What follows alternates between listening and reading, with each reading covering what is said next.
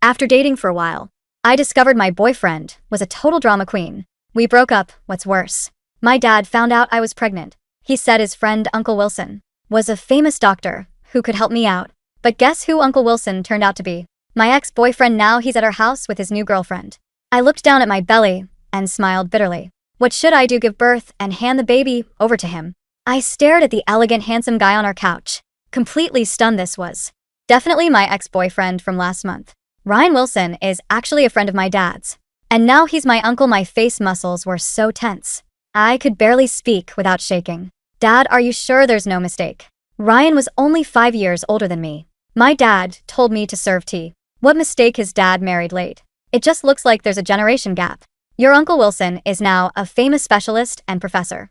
Ryan Wilson, he's even been on TV. Have you heard of him? My toes started digging in. Entire castle into the floor. More than heard of him, I glanced at Ryan. He was staring at me with an intriguing smile playing at his lips. No surprise on his face at all. He must have investigated this connection before coming here. But the shameless part, he didn't come alone. Today, a beautiful woman sat beside him. Right in front of me, he reached for her hand, interlacing their fingers. His eyes stayed on me though, eyebrow raised and challenged. He was here to show off. I knew it. How could he have given up so easily? He called me from different numbers, begging to get back together. But yesterday, when I got my test results and decided to agree to reconcile, he sent me a message. Let's end this completely. I won't bother you anymore. Just hope you don't regret it. Then he blocked me, so he had a new girlfriend. My chest felt complicated, angry but mostly hurt. Still didn't know what to do about the baby. And he was already starting a new relationship. How ruthless. My dad wanted him to take me to get rid of the baby, right? Let's see if he'll still be smiling when he finds out. In the restaurant's private dining room downstairs, my dad kept hesitating after glancing at the girls several times. Decided not to mention the baby yet, to save his troublesome daughter some face. They started chatting about family matters, my so-called future, and was very curious about me, as the ex-girlfriend kept asking questions. Ryan, how did you and your ex break up? Ryan lovingly served her food, showing off their relationship. He looked at me meaningfully. I had some project issues then. Was busy with meetings, didn't pay attention to her. She exploded crying and yelling as she ran away from home. He scoffed, his voice low. I didn't even finish my meeting. Immediately apologized to her, but she wanted to break out. Couldn't calm her down. I poked at my ball, feeling incredibly wronged. In his eyes, I was just being dramatic, but he didn't know that during that time, I was inexplicably anxious. Even becoming depressed, I could only binge eat to cope, then make myself throw up. On nights when he worked late, I'd sit on the balcony floor in the dark, looking at the night view and breaking down crying. A few days ago when I came home for vacation, my dad noticed something was wrong with my mental state and took me to the hospital. That's when we found out about the pregnancy. My emotions were affected by pregnancy hormones. I kept my head down, staying silent. The little ant clicked her tongue. That girl had no luck. Someone as excellent as you wanting to break up with her. She doesn't deserve to be loved in this lifetime. I stopped eating, completely losing my appetite. The problem was my dad was even more indignant than Ryan. Your ex-girlfriend was just blind. I choked on my rice, quickly covering my mouth. Sorry, the tissues were far away. So Ryan handed me one. He kept staring at me like he was trying to read some expression on my face. Bit his lips slightly, his voice finally softening. She was actually pretty good. No need to talk about her like that. We just weren't meant to be. My dad slapped his thigh. She really had no luck. What's so good about her? Can she compare to Emma, who I introduced you to? I gasped while wiping my mouth. So this little ant was introduced by my dad. I was planning to reconcile, but because of this woman named Emma, Ryan blocked me. Fine. What a great dad I have. I gritted my teeth, looking at my dad, silently giving him a thumbs up. I forced a smile. Great introduction. They're perfect for each other. Ryan's gaze darkened even more. He suddenly took Emma's hand. Yeah, she's great. Your dad's right. I really am at the age where I should get married. My heart seemed to sink suddenly. He discussed this topic with me countless times. We'd had so many beautiful plans. And now I looked at the blushing woman across from me. For some reason, my stomach started churning. I quickly covered my mouth and stood up. My dad asked what was wrong. I frowned in discomfort, feeling nauseous. Excuse me, in the bathroom. Using my physical discomfort as an excuse, I threw up while sobbing. Sarah, are you really this dramatic? You're the one who dumped him. You have no right to cry. I composed myself and went out, but was stopped at the bathroom door. Feeling better, Ryan's voice was still so distinctive. Elegant and gentle, I didn't turn around. Afraid he'd see the redness in my eyes. What are you doing here, not keeping your girlfriend company? Ryan sighed heavily, his tall figure approaching with an inescapable sense of pressure. Your dad sent me over. He said you've been in bad shape lately. So, after breaking up with me, you're also having a hard time feeling hurt too, right? He wanted to see my face. I instinctively turned away, but he grabbed my wrist and pulled me to the stairwell by the emergency exit. What are you doing? I struggled quietly, afraid of being seen by others. But Ryan used his left hand to grip both my wrists, pressing me against the wall. His gaze looked at my eyes with longing, with emotions I couldn't fathom. He gently wiped away the tears from my eyes. Sarah, you're the one who dumped me. What are you feeling wronged about now? If you regret it, you can tell me. You what? I shook him off, gritting my teeth. I glared at him coldly. Ryan, we're over, completely over. Maybe my expression was too harsh. Ryan froze in place. I went back before him, but unexpectedly. Only my dad was at the table. Your little aunt got a phone call about an emergency and left early. Where's Uncle Wilson? I pointed behind me. Probably in the bathroom. I came back first. Dad sighed. Good thing she left. Now I can talk to Uncle Wilson about your situation. My heart suddenly panicked.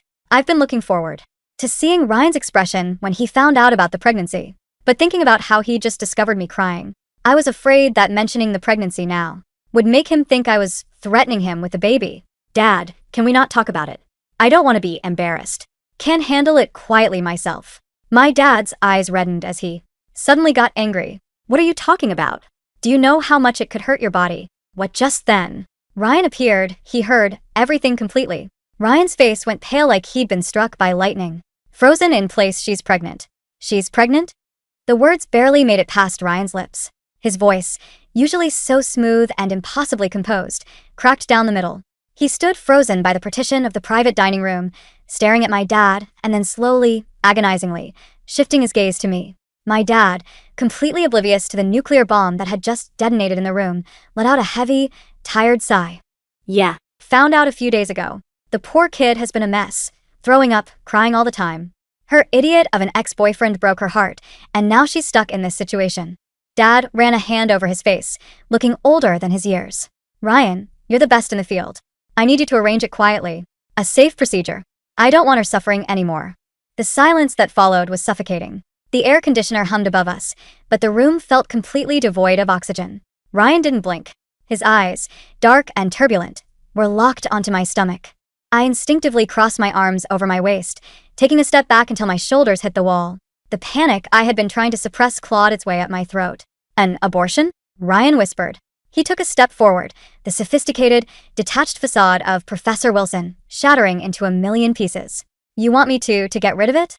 Well, yeah, my dad said, finally noticing Ryan's bizarre reaction. He frowned, stepping between us. Ryan, you all right, man? You look like you've seen a ghost. I know it's a big favor to ask outside the hospital, but she's my only daughter.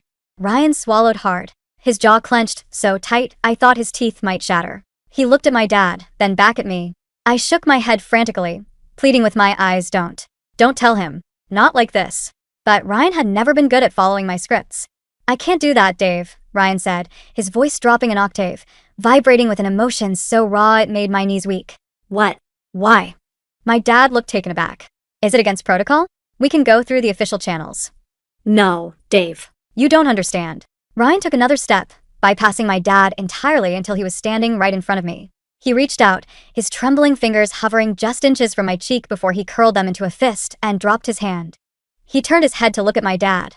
I can't schedule the procedure, Ryan said, his voice dangerously quiet, because I'm the idiot ex-boyfriend. My dad froze. His mouth opened, closed, and opened again. He looked at Ryan, then at me, then back at Ryan. You? What? Wait. Sarah's ex is a 20-something kid who works in tech. I told her I ran a tech consultancy because I was running the hospital's new AI diagnostic project when we met, Ryan confessed, not breaking eye contact with me. I was 27, not 24. I lied about my age because I thought she wouldn't date a guy 5 years older who worked 90-hour weeks. You. My dad pointed a trembling finger at Ryan. You're the one who made my daughter cry until she threw up? You're the one who got her pregnant. Yes, Ryan said, the words sounding like a confession to a murder. He looked back at me, his eyes shining with unshed tears. And I had no idea. Sarah, why didn't you tell me? Because you blocked me. I finally snapped, the dam breaking. Tears spilled hot and fast down my cheeks. I got the test results. I was terrified. I finally understood why I had been acting so crazy, why I was so depressed and anxious. I was going to agree to reconcile. I was going to tell you, and then you texted me to end this completely, and showed up today with Emma. Ryan flinched, as if I had physically struck him. Emma, he choked out, rubbing the back of his neck, looking like he wanted the floor to swallow him whole. Sarah, Emma is your dad's colleague's niece. Your dad forced me to meet her today. I only brought her to this lunch because I knew you would be here. I wanted to see you. I wanted to make you jealous because I was hurting. God, I was so stupid. Wait, my dad interrupted, his voice rising to a shout. You're telling me that my friend, the guy I've been calling Uncle Wilson to my daughter, is the son of a bitch who knocked her up? Dad, please. I cried, grabbing my purse. The room was spinning. The nausea was back, accompanied by a sharp, cramping pain in my lower stomach. I can't do this right now. I just want to go home. I pushed past Ryan, desperate for the door, but a wave of dizziness hit me so hard my vision went black at the edges. I stumbled. Before I could hit the floor, Ryan's arms were around me. The familiar scent of cedar and sterile soap washed over me. He pulled me against his chest, his heart hammering against my ear like a drum. Sarah, look at me, he commanded, his voice shifting instantly from a panicked ex-boyfriend to the authoritative doctor he was. Are you dizzy? Any pain? My stomach, I whimpered, gripping the lapels of his shirt. It hurts. It's cramping. Ryan didn't hesitate. He scooped me up into his arms effortlessly. Dave, get the door. We're going to my hospital. Now. Is she okay? Is it the baby? My dad panicked, rushing to open the private dining room door. I don't know, but I'm not taking any chances, Ryan said grimly. As he carried me through the restaurant, ignoring the stares of the other patrons, he pressed his lips to my forehead. I've got you, Sarah. I'm right here. I'm so sorry. Just hold on to me. The emergency room was a blur of bright lights and hushed voices. Because Ryan was a senior specialist, we bypassed the waiting room entirely. He laid me down on a bed in a private examination room, his hands moving with professional efficiency, but his eyes never losing that frantic edge. A female OB/GYN, Dr. Hayes, hurried into the room. She looked at Ryan surprised. Dr. Wilson? What's going on? My fiancé. Ryan lied smoothly, though the word made my heart stutter. She's roughly 8 weeks pregnant, experiencing dizziness and mild abdominal cramping. No bleeding yet. I need an ultrasound, stats on her BP, and a full blood panel. Dr. Hayes nodded, moving quickly. Ryan stood by my head, his fingers tangled in my hair, brushing the sweaty strands from my face. My dad was pacing out in the hallway, having been banished by Ryan to lower my stress levels. Fiancé? I whispered weakly, turning my head to look at him. Shut up and let me take care of you, for 5 minutes, he whispered back, though there was no bite to his words. His thumb stroked my cheek. You terrified me, Sarah. I thought I was losing you. Dr. Hayes wheeled the ultrasound machine over. All right, sweetie, this will be a little cold, she said, lifting my shirt and applying the gel. Ryan's grip on my hand tightened painfully. He was staring at the monitor with an intensity that bordered on madness. As a doctor, he read these screens every day. But this time, it wasn't a patient. It was his world. The screen flickered with static, and then a fuzzy, black and white image appeared. In the center was a tiny, peanut-shaped blob. There it is, Dr. Hayes smiled gently. She pressed a button on the keyboard. Suddenly, a sound filled the room. Swoosh, swoosh, swoosh, swoosh. Rapid, strong, and undeniable. I gasped, covering my mouth with my free hand. I had known I was pregnant, but the reality hadn't set in until this exact moment. There was a life inside me. I looked up at Ryan, the great Professor Wilson. The elegant, composed, arrogant man who had teased me just an hour ago was completely broken. Tears were streaming down his face, silently. He stared at the screen, his chest heaving, listening to the rapid heartbeat of his child. He dropped his knees beside my bed, pressing his face into my neck. I felt the hot wetness of his tears on my skin. I'm so sorry, he sobbed quietly into my collarbone. I'm so damn sorry, Sarah. I called you dramatic. I thought you were just tired of me. I didn't know. God, I didn't know you were going through this alone. I tentatively raised a hand, burying my fingers in his dark hair. The anger and hurt I had been harboring for the past month seemed to wash away, replaced by the profound exhaustion of early pregnancy and the undeniable relief of finally having him back. The cramping is normal, Dr. Hayes announced, pretending not to notice the renowned professor crying on his knees. Just round ligament pain and stress. Her blood pressure was a bit low, likely from dehydration and missing meals. She needs rest, fluids, and zero stress. Thank you, Lisa. Ryan managed to say, his voice thick. Once the doctor cleaned me up and left, Ryan stood up, pulling a chair right to the edge of the bed. He took both of my hands in his, kissing my knuckles. "We need to talk," I said softly. "No more running," he agreed. "No more hiding." "Why did you block me, Ryan? Why did you say those awful things if you still cared?" He looked down at our intertwined hands. "Because I was a coward. When you ran away that night, I thought I had failed you. Every time I called, you were cold. I thought I was suffocating you. Then your dad started pushing me to meet Emma. I agreed to lunch today because I knew you were in town, and I wanted an excuse to see you. But yesterday, when you finally texted back saying we should talk, I panicked. You panicked. I thought you were going to officially reject me in person. I thought you were going to tell me it was permanently over. So, my stupid, bruised ego decided to strike first. I sent that text and blocked you to protect myself. It was the biggest mistake of my life." He looked up, his eyes bloodshot but fiercely determined. "I love you, Sarah. I never stopped. Not for a single second. The thought of you sitting on the floor in the dark, crying because of your hormones and thinking I didn't care, it makes me want to kill myself."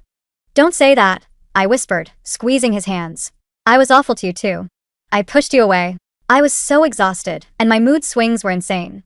I blamed you for everything." "You were growing a human being inside you," Ryan countered fiercely. "You're allowed to be insane. I should have noticed. I'm a doctor, for God's sake. I should have recognized the signs instead of getting defensive." He stood up, leaning over the bed to press his lips gently against mine. It was a soft, salty kiss, tasting of tears and apologies. "I'm not letting you go again," he murmured against my lips. "You, and this baby, you're my family now. If you'll still have me." I closed my eyes, letting out a breath I felt like I had been holding for a month. "I'll have you, but you have to explain this to my dad." Ryan actually laughed, a rough, genuine sound. "Oh, God. Dave is going to murder me. But I'll take it.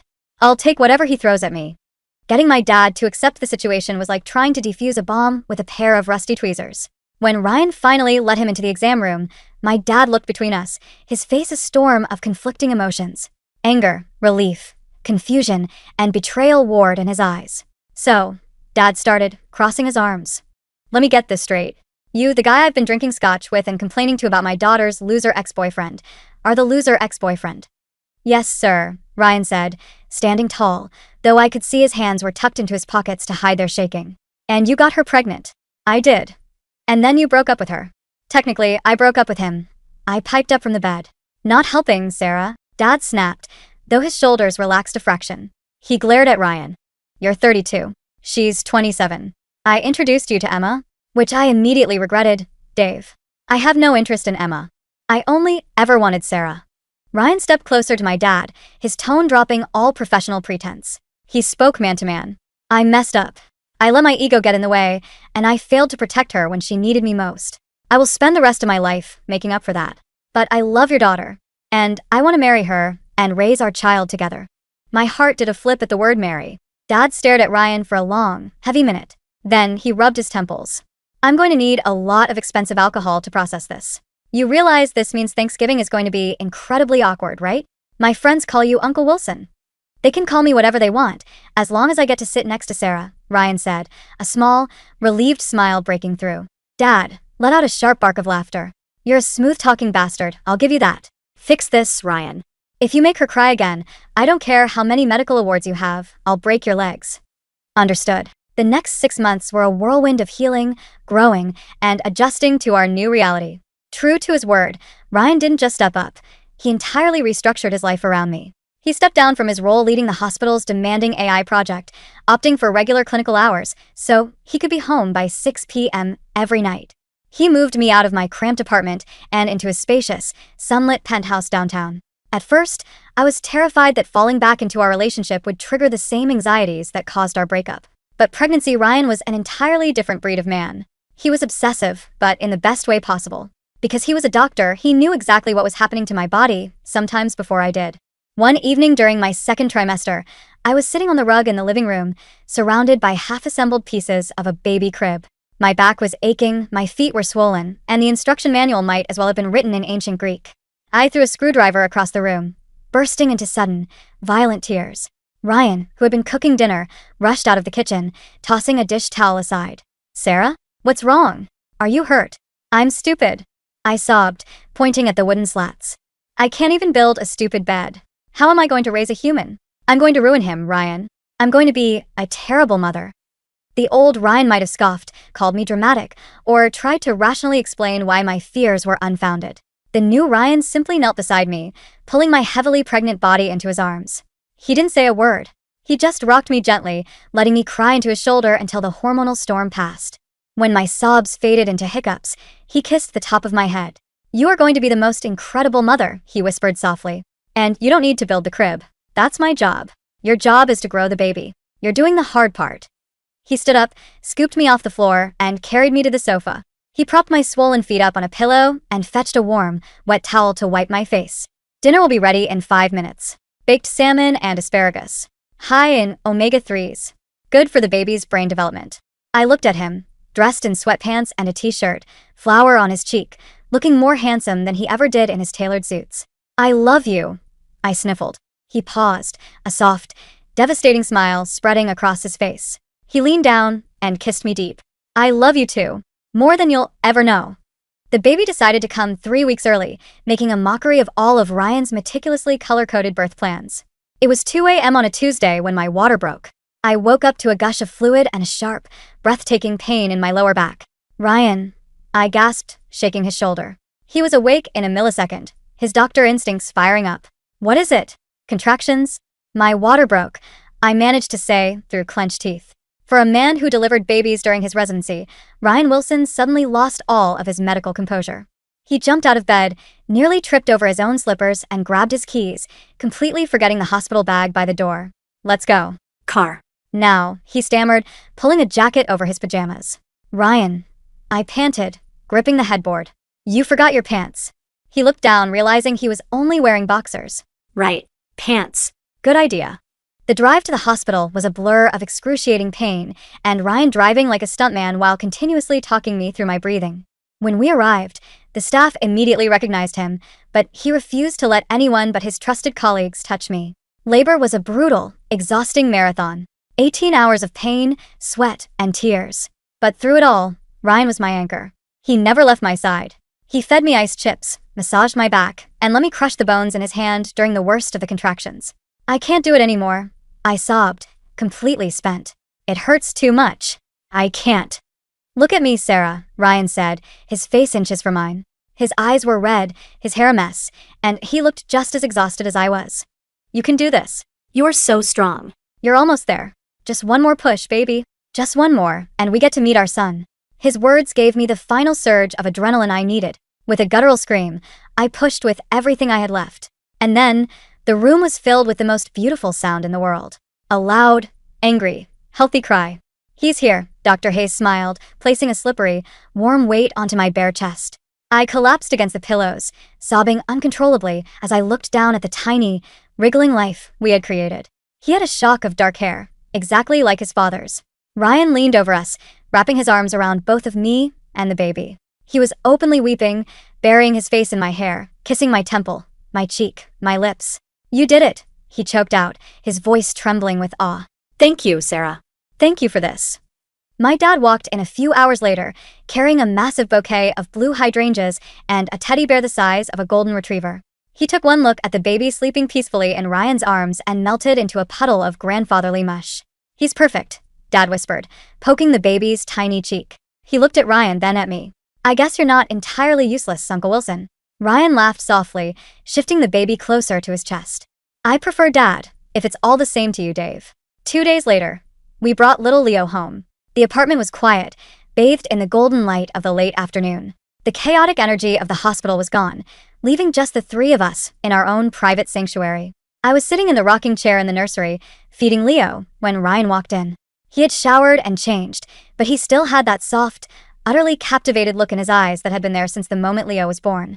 He walked over and knelt beside the chair, resting his chin on the armrest to watch his son eat. "He has your nose," Ryan whispered, reaching out to gently trace a finger over the baby's microscopic button nose. "And your flair for the dramatic," I teased softly. "Did you hear him screaming when they tried to change his diaper?" Ryan chuckled, his eyes crinkling at the corners. He reached into his pocket and pulled something out, keeping it hidden in his closed fist. "Sarah," he said, his tone suddenly shifting to something deep and reverent. I looked at him, my heart skipping a beat.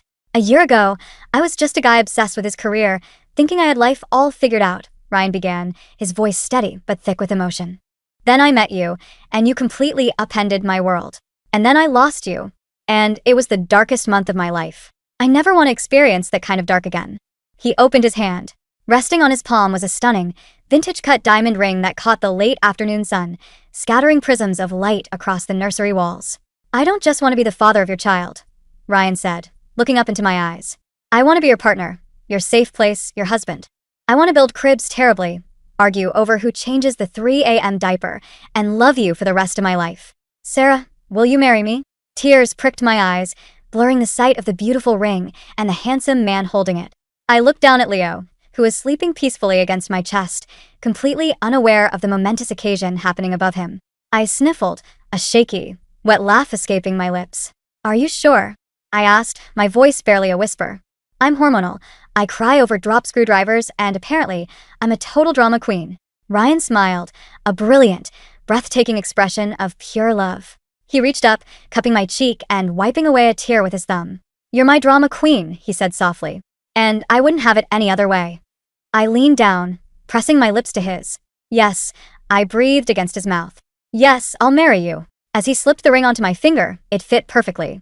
We sat there in the quiet nursery, our little family complete, surrounded by the beautiful, messy, wonderful chaos of the life we had built from a single misunderstanding. My dad had been right about one thing. My ex-boyfriend was a famous doctor. But as I looked at Ryan rocking our son, humming a quiet lullaby, I knew he was so much more than that. He was my future. And it was looking incredibly bright.